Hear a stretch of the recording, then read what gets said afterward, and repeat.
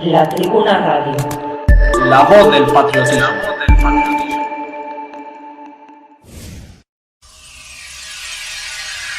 La política bipolar de izquierdas y derechas sirve al mismo amo internacional. Nada en ella hay de espiritual.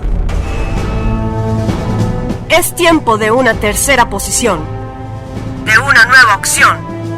Hombres y mujeres orientados, nobles y despiertos, ejerciendo su derecho político. A la función regia aspirarán y la metapolítica expresarán. Metapolítica. Un espacio para reconocer personas, obras y organizaciones de nuestro tiempo, que con su trabajo visible luchan contra el nuevo orden mundial.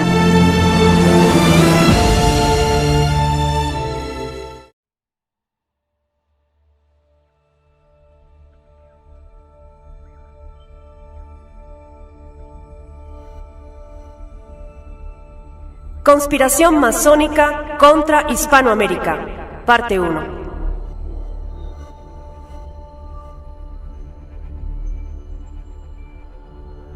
Vamos a ver el problema de la conspiración sinárquica contra el imperio incaico, pero sobre todo, tratando de llegar en breve al lugar actual de nuestros países, donde estamos viviendo las consecuencias patentes.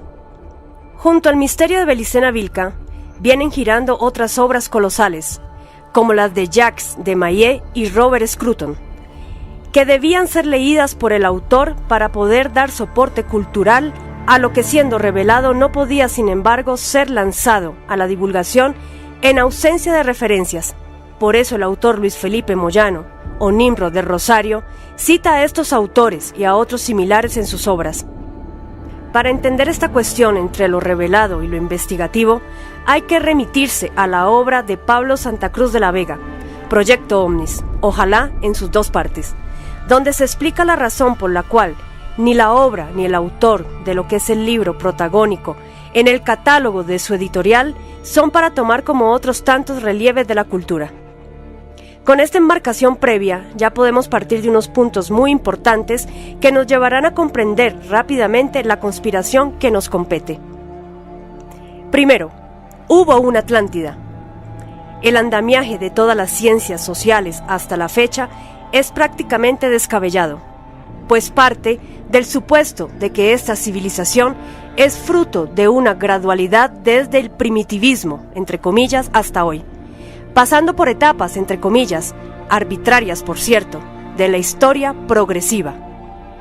Segundo, hubo presencia humana no directamente americana en el continente. El dogma consensuado de que América fue descubierta por Colón es un severo y grave embuste. Tercero, durante la Edad Media, desde su fase oscura hasta la tardía, se procesó una conspiración similar a la que hoy nos aqueja. Un poder secreto estuvo a punto de concretar su plan de gobierno mundial. A América llegaron europeos en parte por consecuencia de una guerra esotérica, tan secreta como el complot simultáneo. Cuarto, la fase final de tal conspiración judeo-cristiana y la guerra secreta aparejada vino con la conocida colisión entre los gibelinos y los güelfos. Lo que no es conocido es que el Renacimiento está ligado por remanencia con tal colisión, que el aspecto esotérico de la misma prosiguió y que el nacimiento de la modernidad fue fruto de los triunfantes güelfos, mientras en Europa venía el Renacimiento y la conspiración iba pasando poco a poco del plano de la ideología religiosa al de la ideología política. Aquí en América se expandía el imperio incaico o Tahuantinsuyo. El significado de esto es que la batalla que se perdió en Europa se ganó en América. La Tribuna Radio de España. Por mucho tiempo en América hubo una verdadera Europa, y este acerto hace grave daño al dogma oficial de las humanidades, según el cual aquí hubo unos indígenas que repentinamente fueron agredidos por los europeos, cuando en verdad ahí la referencia es a algunos europeos en particular. Paradójicamente, ese enfoque tiende a ser eurocéntrico para relatar la historia. Estas 4 consideraciones nos permitirán ir argumentando el resto de la exposición. Partiendo del punto primero, tenemos que el imperio incaico fue levantado bajo el conocimiento de la Atlántida, tanto los indígenas como la élite ibero-vikinga que lo fundó. Sabían, ya fuera de forma mítica en los primeros, o gnóstica en los segundos, no solo del pasado de esa civilización, sino también, y esto, por ser más patente en estos, los hacía justamente élite, de conocimientos puntuales sobre cómo intervenir a la naturaleza de manera no invasiva. Acabamos de hablar ni más ni menos que de otra tecnología, y eso que los vikingos que vinieron conocían y dominaban apenas una punta del iceberg de la misma. Pero no solo se trataría de tecnología en un aspecto tan inaudito como que una piedra pudiera ser una máquina, sino también en el de la singularidad de su operador. Un hombre integrado como el que describe el proyecto Omnis, parte segunda, un superhombre que demostraba una superioridad genuina y evidente a los pueblos originarios. Aquí no había solamente otro imperio, sino una civilización. A eso hay que añadir que en Mesoamérica había otro tanto con los aztecas, a su vez deudores de los toltecas, tal como los incas lo fueron de los tiahuanacotas. Aquí también acabamos de incluir el punto segundo, pues ya vemos esbozado el tema más amplio de cuál puede ser el origen remoto de la presencia blanca, raza europea en América, tema muy tratado por de Maillet. Se hace oportuno a su vez advertir que blancos y rojos coincidieron las más de las veces armónicamente en el continente, debido a la misma razón del conocimiento del pasado Atlante común. La última Atlántida, hubo otras, terminó en medio de una guerra esencial en la que blancos, rojos, amarillos y negros se dividieron internamente para apuntar a un bando o al otro. Por cierto, que ni a la actualmente estigmatizada y marginada antropología biológica se le ocurrió nunca considerar la existencia de un cuarto tronco racial como una raza roja. Pero en todo caso, la antigüedad ya daba indicios de un reconocimiento tal. La palabra fenicio, bien se sabe, viene de rojo, que era el tono de piel que los blancos romanos veían en ese pueblo enemigo. En Egipto vemos pinturas que representan pieles de color rojo, y no era un pigmento, pues en las mismas salen representados hombres con pieles negra, blanca, amarilla y marrón, quedando en evidencia la connotación racial de ese arte. La Tribuna Radio de España. Como todo el sistema nos viene en distractores pares de opuestos, está la contraparte esotérica de la información, con la teosofía o el libro de Urantía, reconociendo la realidad de tal raza roja.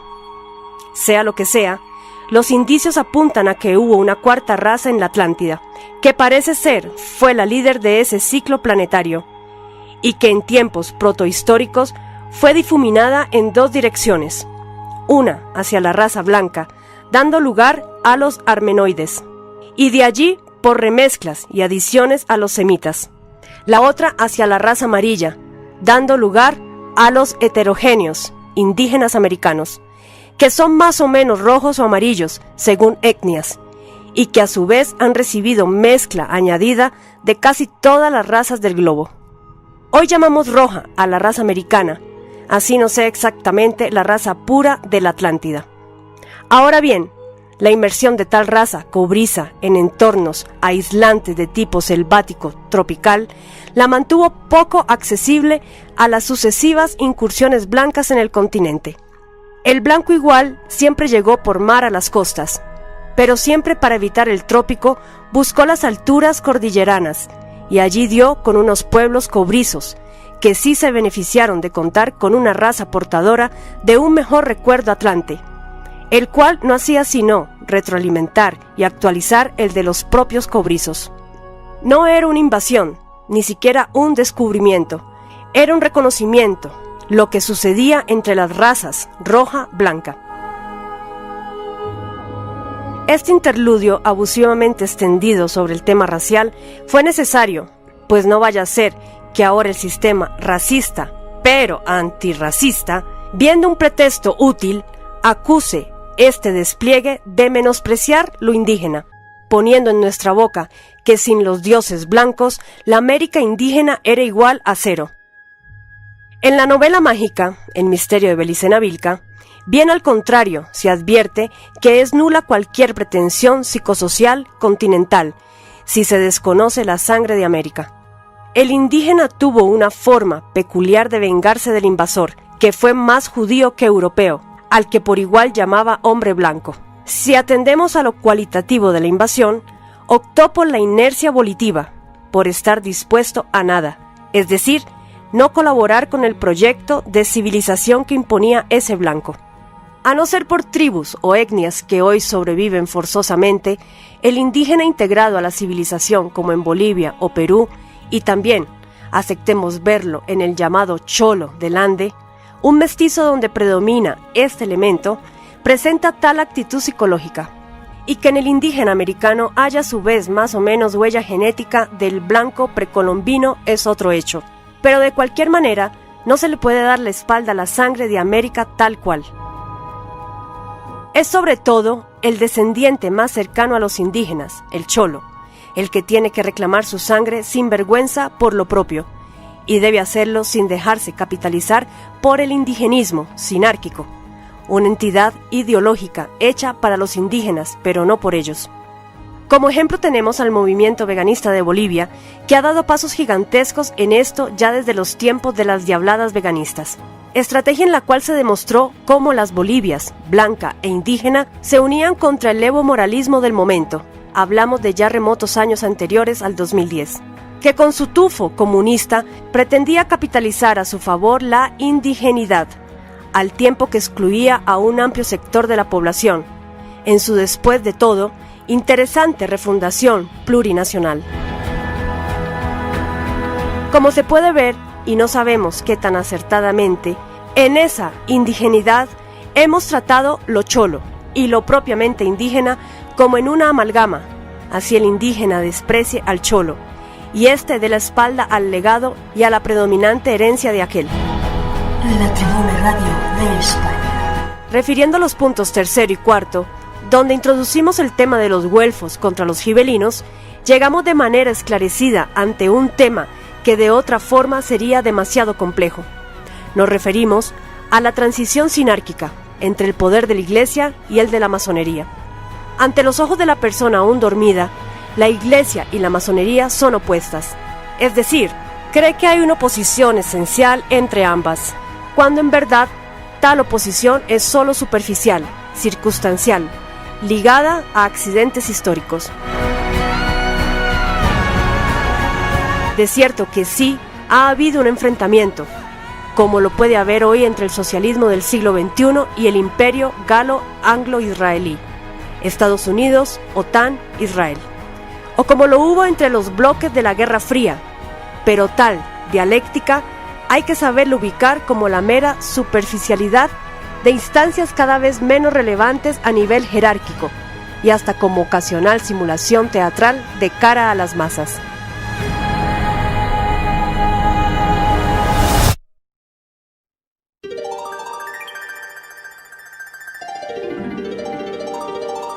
Conspiración masónica contra Hispanoamérica, parte 2.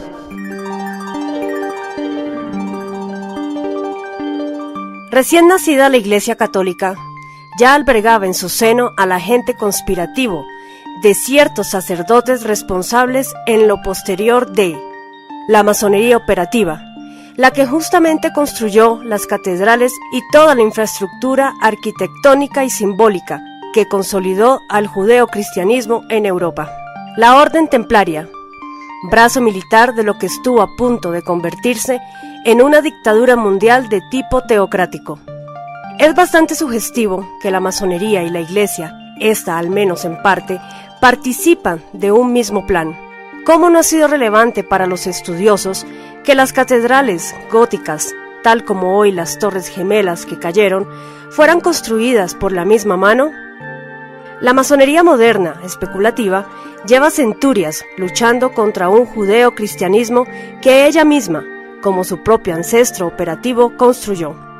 Dentro de la guerra de resistencia esotérica que tal conspiración sacerdotal en el seno eclesial produjo, hubo acción primero desde dentro de la misma iglesia, o sea, de otro sector sano, verdaderamente cristiano que advirtió la trama, así como desde la aristocracia guerrera de Europa. De ahí que la colisión de güelfos y gibelinos tiene el carácter patente de una lucha entre el poder regio guerrero y el papal sacerdotal. La Tribuna Radio de España. La Orden del Temple fue destruida por uno de los grandes actores de esta trama, como fue el rey Felipe IV el Hermoso. Sin embargo, hubo templarios de nivel esotérico relevante, no meras bases militares, posteriormente integradas a otras órdenes de caballería, que lograron huir. Unos lo habrían hecho en América y otros sobre todo a las Islas Británicas. Sobre los primeros hay que volver más adelante. La Orden del Temple será la base fundacional de la masonería especulativa, cuyo nacimiento, bien se sabe, sucede entre las Islas Británicas y Francia, donde fueron aniquilados los templarios, mas no así el sector conspirativo eclesial que los gestó. El sector sin duda satánico dentro de la Iglesia de Cristo, entre comillas, a su vez posteriormente tendría su propia sucesión. Se trata de los jesuitas. Estos jesuitas, cuando llegan a América, se habrían encontrado con aquellos elementos templarios escapados, de los que estaba pendiente hablar. Lo que acabamos de descubrir brevemente es el empalme transicional entre una conspiración con eje en lo religioso, a una con eje en lo político. Jesuitas, sucesores de la Iglesia Golem, y de otra parte masones especulativos, sucesores de los operativos, son hasta la fecha las dos caras de una única conspiración. Los masones darían origen al mundo moderno, y en ese proceso han sostenido una tensión con la Iglesia Católica, única entidad en Occidente que, desde el plano teológico que le corresponde, ha logrado hasta cierto punto demorar los descarados planes de estos arquitectos, padres de la humanidad, entre comillas.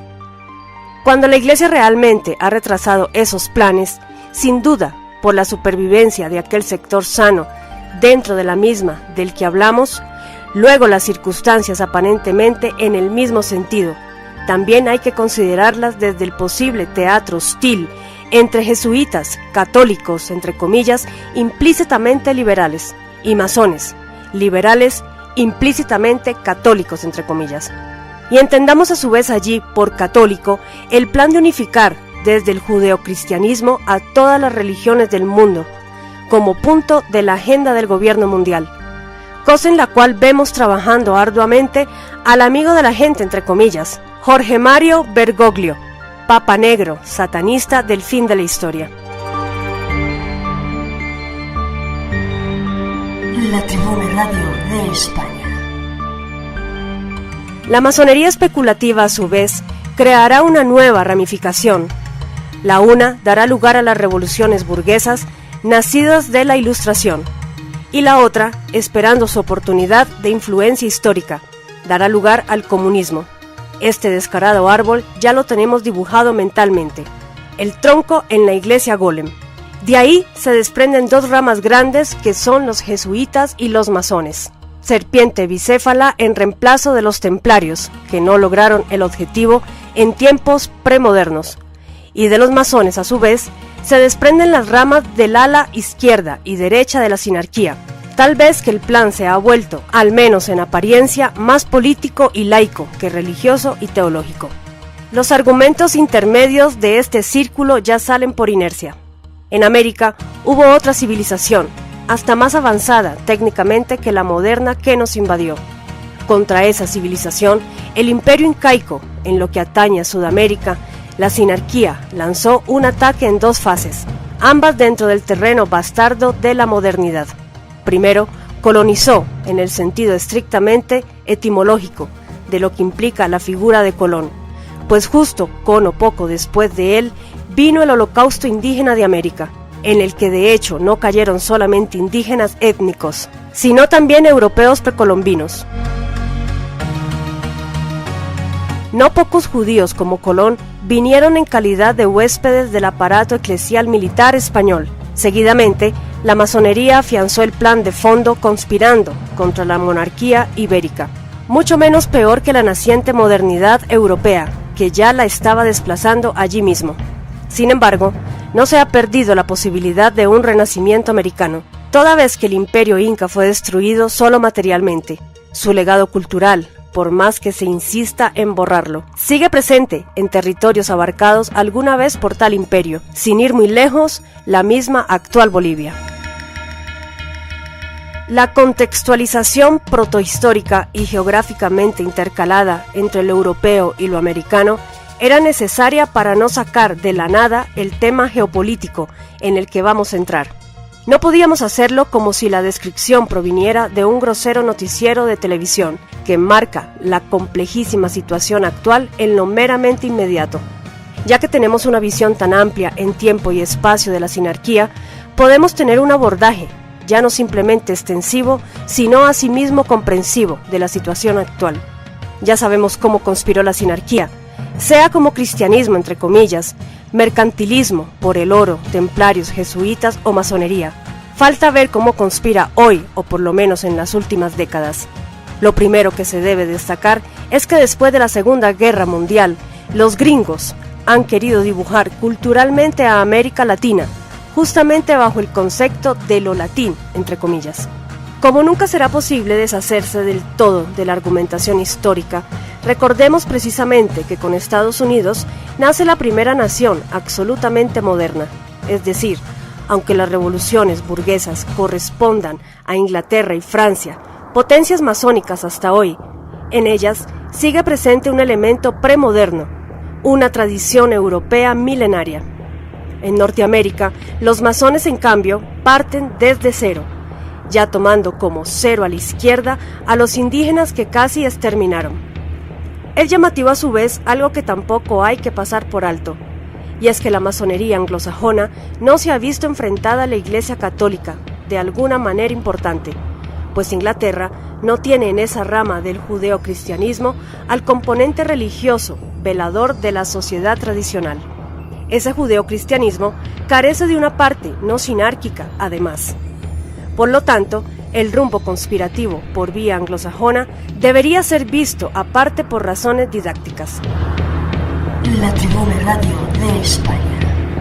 A los latinoamericanos migrados a esa nación del norte, la cultura del sueño americano los encasilla como latinos, de una manera en que aquí lo latino resulta despojado de su significado original.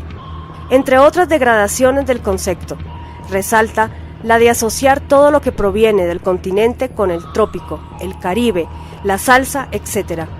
Una de las posibles razones de ello es que aquí, lo gringo, entre comillas, parece creer que todo lo que proviene de la otra América, su patio trasero, es como Puerto Rico, su protectorado. Es cierto que lo latín, así entendido, efectivamente, se irradia a otras zonas del continente más allá del Caribe, y que el migrante al norte crea una respectiva identidad urbana, pero también lo es que se irradia otro elemento no incluido hasta ahora, el andino. En Centroamérica, sobre todo en los países con importante herencia indígena, se comprueba un clima humano similar al de la zona andina de Sudamérica. Pero habría una diferencia entre lo latín y lo andino, que nos obliga a corregir lo recién dicho sobre irradiarse, uno y el otro elemento, más allá de sus centros. En verdad, con lo andino no ocurre irradiación alguna, sino una coincidencia, una sincronía. Lo latín es algo que ha sido literalmente radiado, pues en parte por ondas de radio llegan al resto del continente las músicas y los referentes culturales del Caribe, que para lo gringo y la multiculturalidad parecen más adecuados de cara a la masificación. En zonas de tierra fría, en las montañas andinas, vemos a poblaciones bailando reggaetón con la misma calentura de las islas caribeñas. Hay una fuerza masificadora interesada en destacar anormal y desequilibradamente ese referente de identidad del latinoamericano. Nada hemos dicho contra ese elemento en sí, y nos demorábamos para advertirlo, pues hay un enemigo muy atento de descalificar cualquier reivindicación de lo que al sistema no le gusta. Descalifica, sacando de contexto, los enunciados y valiéndose de pretextos que supuestamente se le otorgan como el de racista, nazi, antijudío, etc. Concluimos pues que lo andino, a diferencia de lo latín, sí aparece por fuera del mismo Ande, es por otras razones diferentes a la comunicación global dependiente de una infraestructura material tecnológica. No queremos crear una intriga al respecto, simplemente se trata de la sociedad tradicional, que aparece en los Andes como en Centroamérica y otros lugares de Sudamérica, con una similitud general de tipo agrícola, campesina, introvertida, orientada al pasado y al campo, y no al futuro y a la ciudad, como si pasa con el artificio de lo latín.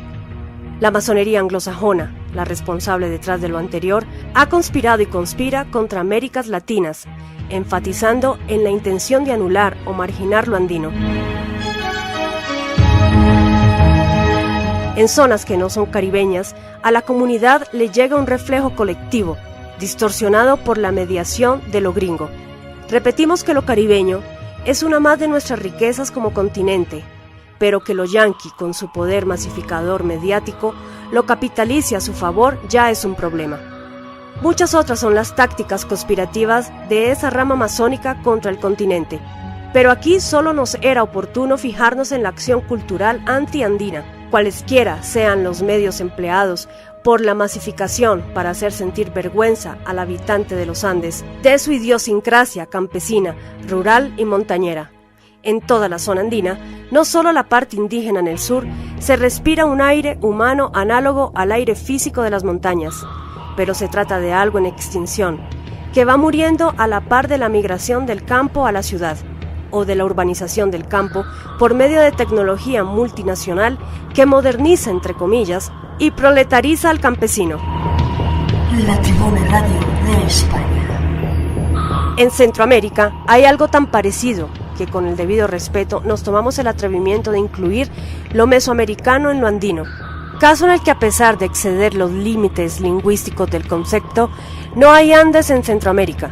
Sin embargo, integramos en homenaje a la síntesis, amiga del acto, una serie de elementos comunes entre los cuales queremos ahora mismo subrayar el de un tipo de imperio común, entendiéndolo, claro está, como legado recuperable en contenido, no así en forma.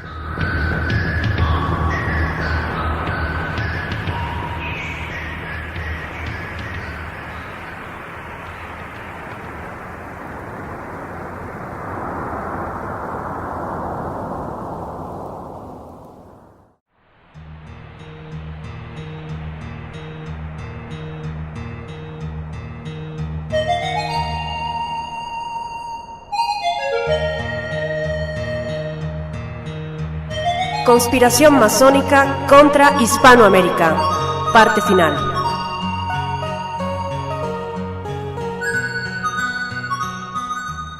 El tipo de imperio del que gozaron mayas, aztecas e incas era uno no sinárquico. Iba en concordancia con la tradición. Tenía rasgos comunes étnicos, donde a lo indígena lo influía una arianidad, en todo distinta de la tradición blanca post-Colón. Y además, lo anterior fue tan importante que no se fue sin un legado que recoger. La masonería anglosajona, en su capilar gringo, dirige una conspiración contra el rescate de ese legado, y lo hace por una vía cultural, por ejemplo, lo que se decía con relación a lo latín, y por otra vía que es económico-militar, ya bien consabida.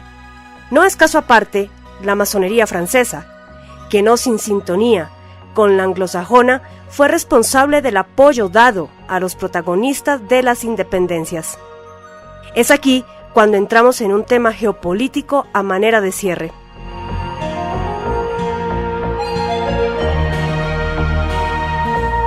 Actualmente, el globo se está nucleando en torno de bloques geopolíticos. Cuando Estados Unidos le ganó a la URSS, esperaba vía perestroika que esas repúblicas, sobre todo Rusia, se fusionaran rápidamente en la corriente globalizadora.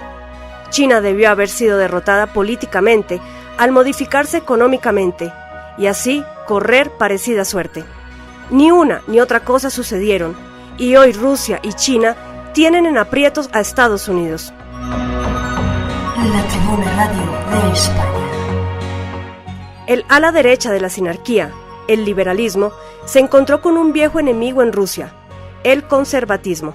Y China, por su parte, sorprendió con su modelo globalizado hacia afuera e intactamente nacional comunista hacia adentro. Ese comunismo chino, bien sabemos, fue siempre independiente del monopolio internacional soviético, por lo cual es un comunismo de nombre. Corea del Norte, por cierto, al acabarse la URSS, pasó a la protección de China.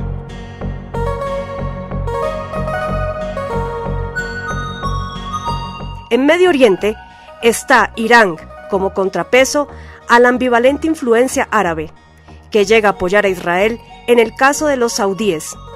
En el África subsahariana todavía se prolonga una fase de reorganización, que empezó a la par de la descolonización.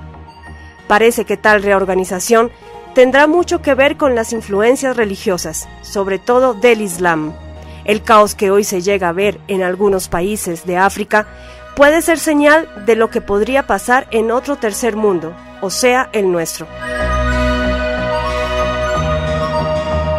Eurasia se está consolidando como un bloque de serio contrapeso al eje anglo-israelí, pero la realidad de América Latina y África subsahariana de seguir las cosas así estará supeditada a cualquier sea la injerencia de uno y otro bloque, Eurasia y eje anglo-israelí, con el fin de ganancias geopolíticas de uno y otro lado. De cierto que la misma Eurasia está en proceso.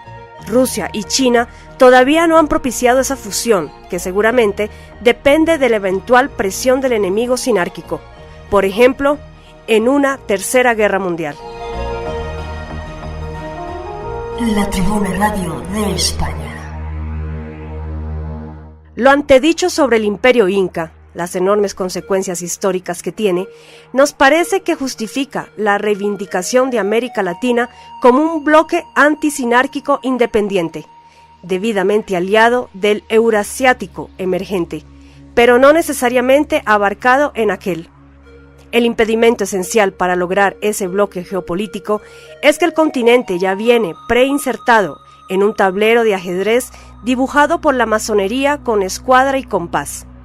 Igual que en aquella África, la descolonización dejó unos dibujos convenientes al enemigo, que implican el problema de la división. No fue capricho ese delineamiento, históricamente propiciado por los protagonistas de muchos hitos continentales. Hoy tenemos países que son de izquierda, ya sea en su versión centro o como socialismo del siglo XXI, y unos pocos de derecha. Como el eje anglo-israelí es tan poderoso, ha obligado a las naciones resistentes a irse constelando como en otro lado del argumento. Resulta así aliada por defecto la realidad emergente de Eurasia con el socialismo del siglo XXI de América Latina. Y el problema es que tal cosa no es más que otra cara de la sinarquía. Es el otro sionismo, el de los hermanos Castro de la fortaleza militar Cuba.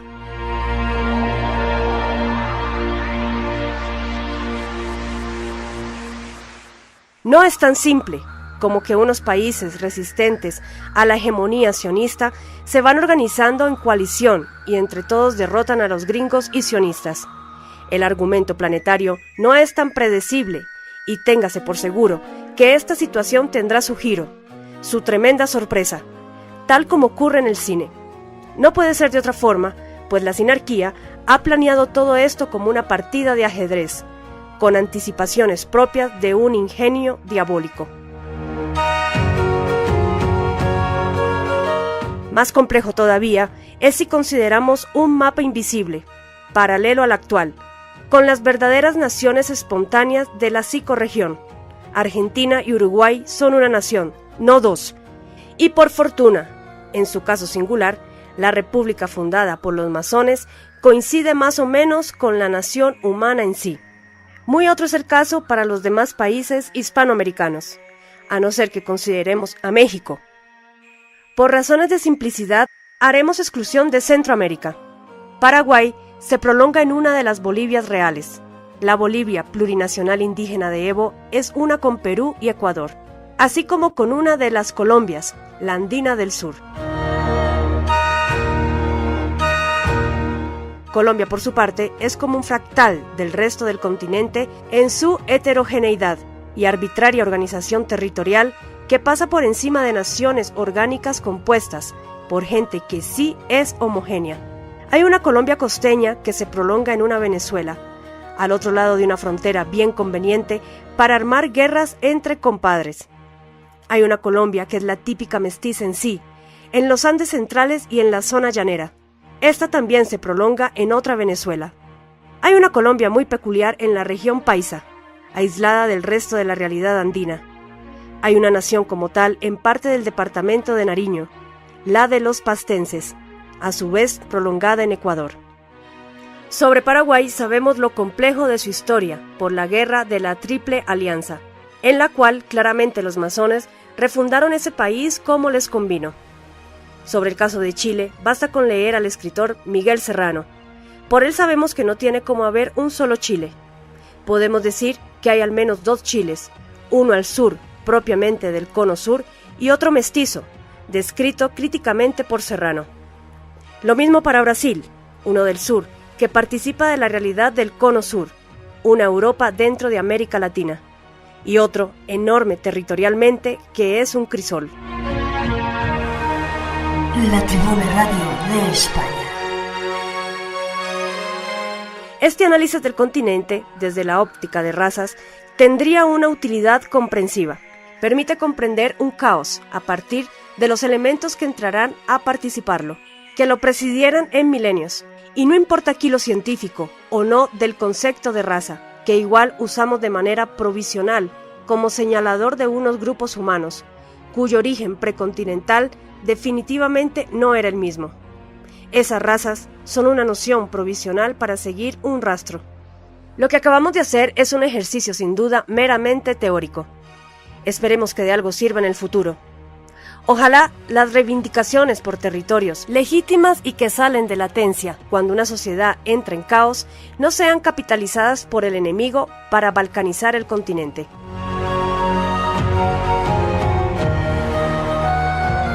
Esos reclamos no son el problema, es algo connatural al sujeto humano a través de la historia, el autorreconocimiento en nacionalidades o naciones en sentido orgánico.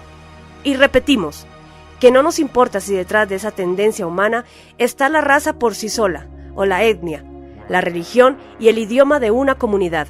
El caso es que la historia se escribió y se seguirá escribiendo por tal dinámica. Es más, el pueblo judío, que hoy gobierna el mundo y aventajó mediante la astucia a los demás pueblos, no obró de manera diferente. Hay que buscar la forma de que el regionalismo separador coincida estratégicamente con el nacionalismo integrador, que cree en Colombia o en Bolivia, a pesar de comprender su fundación masónica. Son dos fuerzas que deben hacerse mutuas concesiones, con vistas a que de manera sinérgica compliquen las cosas al verdadero enemigo. El mismo que inventó las mismas naciones que hoy destruye y el mismo que disolvió las verdaderas naciones que hoy ya no deja consolidar. Derrotado ese enemigo, podrá procederse a refundar el continente como un imperio compuesto por naciones reales, tal como tenía planeado el Tercer Reich si ganaba la guerra. Mientras tanto, las masas se irán dejando llevar por una lamentable inercia encaminada por la sinarquía, para que el mayor número posible de escenarios les sean favorables. No es posible evitar el tablero de ajedrez sobre el cual se posan nuestras naciones, debido a que una hegemonía sionista internacional está destruyendo las mismas naciones que dibujó.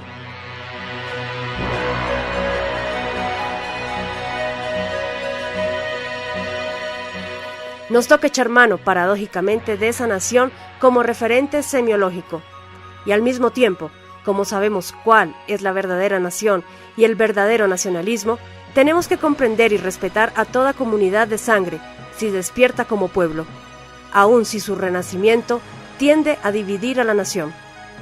Si toda esta argumentación es teoría flotante, entonces esperemos a que los rusos y los chinos derroten al enemigo, nos conquisten y hagan por América Latina lo que por sí misma no pudo. Consideremos un error esa actitud pasiva y expectante.